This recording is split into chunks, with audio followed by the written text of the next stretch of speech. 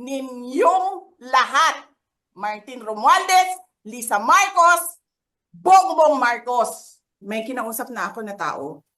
Sinabi ko sa kanya, kapag pinatay ako, patayin mo si BBM, si Lisa Araneta, at si Martin Romualdez. No joke. No joke. Nagbilin na ako, ma'am. Pag namatay ako, sabi ko, huwag ka tumigil hanggang hindi mo mapatay sila. And then he said yes. Nakakabahala ang mga pahayag na narinig natin nitong mga nakarang araw. Nandyan ang walang pakundangang pagmumura at ang pagbabanta ng planong ipapatay ang ilan sa atin. Kung ganun na lang kadali ang pagplano sa pagpatay ng isang presidente, paano pa kaya ang mga pangkaraniwan na mamamayan? Hindi na sanang hahantong sa ganitong drama kung sasagutin lamang ang mga lehitimong katanungan sa Senado at sa House of Representatives. Ang katotohanan ay hindi dapat itokhang. Imbis na diretsahang sagot, nililihis pa sa kwentong chicheria. Yung ganyang kriminal na pagtatangka ay hindi dapat pinapalampas. Yan ay aking papalagan. Nakakabahala ang mga pahayag na narinig natin nitong mga nakarang araw. Nandyan ang walang pakundangang pagmumura at ang pagbabanta ng planong ipapatay ang ilan sa atin. Kung ganun na lang kadali ang pagplano sa pagpatay ng isang presidente, paano pa kaya ang mga pangkaraniwan na mamamayan? Yung ganyang kriminal na pagtatangka ay hindi dapat pinapalampas. Yan ay aking papalagan. As a democratic country, we need to uphold the rule of law.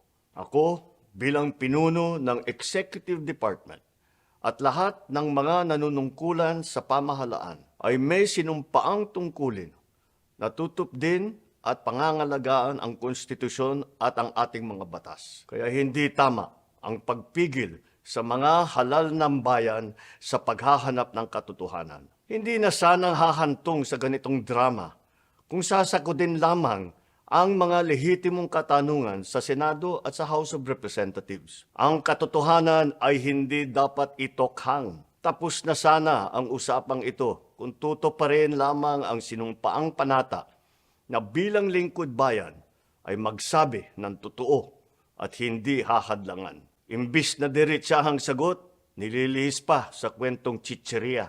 Hangad ko na matuldukan na itong mga pangyayaring ito sa parang matiwasay at magdadala sa atin sa katotohanan. 12 taon din ako nanungkulan sa magkaparehong kamara ng Kongreso.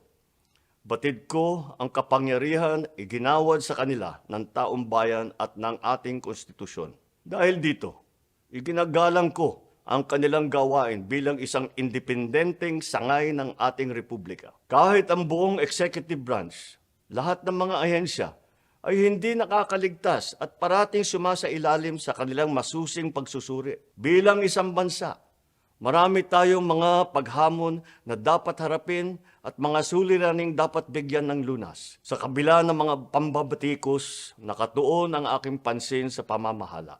Ngunit, hindi natin ikokompromiso ang rule of law. Kailangan manaig ang batas sa anumang sitwasyon, sino man ang tamaan. Kaya hindi ko hahayaan magtagumpay ang hangarin ng iba na hatakin ang buong bansa sa burak ng politika. Igalang natin ang proseso.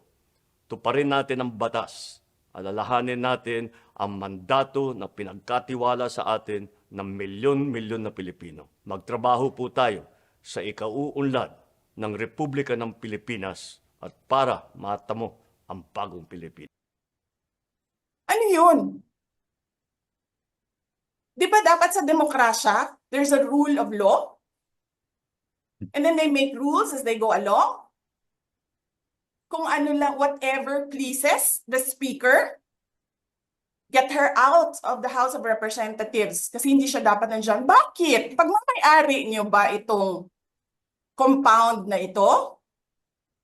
And then sasabihin pa nila sa akin na there is a threat to my life inside the batasang pambansa? Why is there a threat to my life? This is the most secured facility because nandito lahat ng mga spoiled brat sa ating bansa. Tapos, sasabihin pa nila, well, pabigat ka sa amin kasi kailangan namin dagdagan ang security mo. Bakit? Trabaho ba nila magbantay sa akin? Eh di ba trabaho ng DPSPG yon? Na may I just say? Binabawasan nila ng binabawasan araw-araw? Na as if this office is not the second highest office in this country, and only because umalis ako sa administration. Kailan ba nagsimula yung atake nila? Alalahanin nyo. Di ba? After ako nag-resign sa DepEd? Kailan ba nagsimula yung pambabastos nila? Last year. After that meeting with the Makabayan Black and Martin Romualdez. They started destroying my name, pummeling me in the media with a multi-million PR campaign. Pinastos pa nila ako ng mga pagsisinungaling nila na kesyo taksil, kesyo korap, abusado. Putang ina ninyo.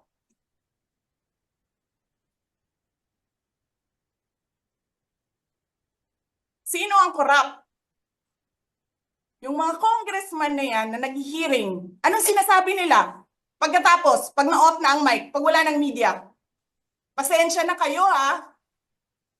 Kailangan kasi namin ng pera. Mag-eleksyon na kasi. Pakisabi kay Sara ha. Hindi ko naman gusto tong ginagawa ko eh. Eh putang ina, hindi mo pala gusto ginagawa mo eh. Bakit mo sinisira pangalan ko? Joel Chua.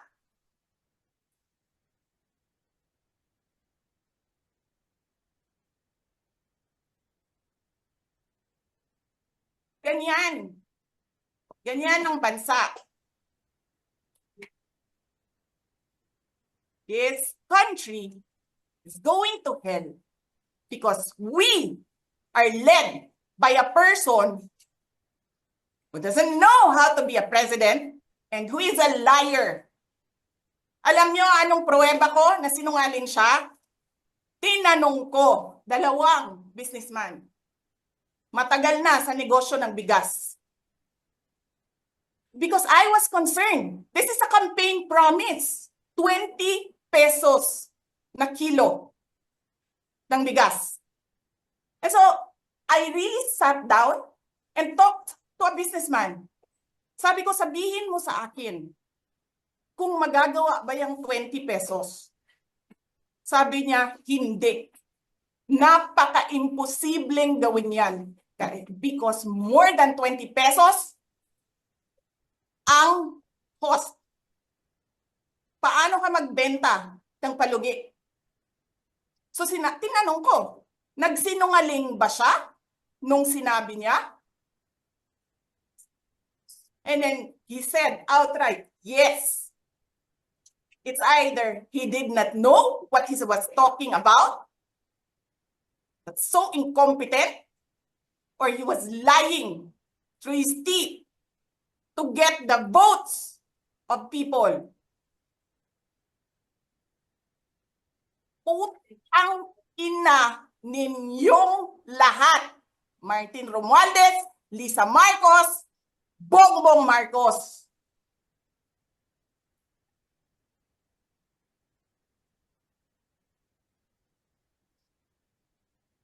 Ginigit-git nyo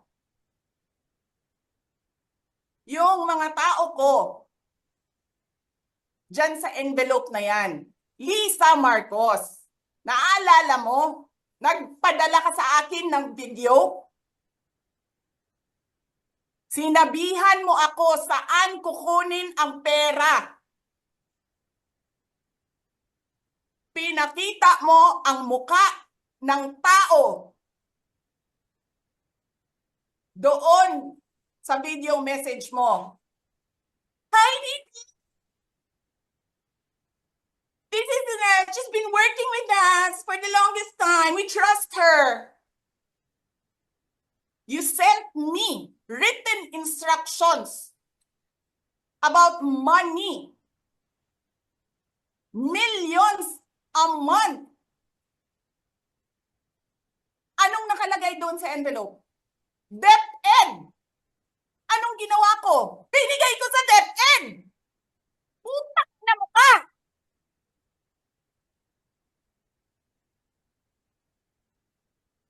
Wala ka ngang posisyon sa gobyerno, namimigay ka ng pera ng gobyerno eh.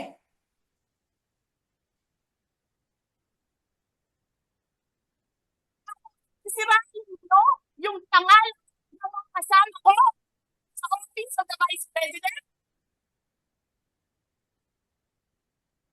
Sasabihin nyo sa mga tao, nakaw yan, confidential funds yan. Niwala nga kayong isang proof na confidential funds yan. Naniwala lang kayo sa isang babae na ang pangalan ay Gloria Mercado na nagsabi confidential funds yan, na hindi nyo nga nilabas na wala pang confidential funds, meron ng white envelope. Kasi 2022 pa lang, tangina mo ka,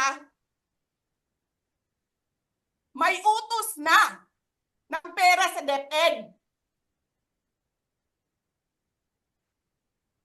Tapos kami yung nagsisinungaling? Nagpipigil ako eh. Kasi gusto ko lang magtrabaho. Gusto ko lang tapusin nyo na yung ng show ninyo dyan sa House of Representatives para makabalik na kami sa trabaho namin. Sa security ko.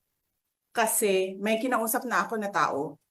Sinabi ko sa kanya, kapag pinatay ako, patayin mo si BBM, si Lisa Araneta, at si Martin Romualdez. No joke. No joke. Nagbilin na ako, ma'am.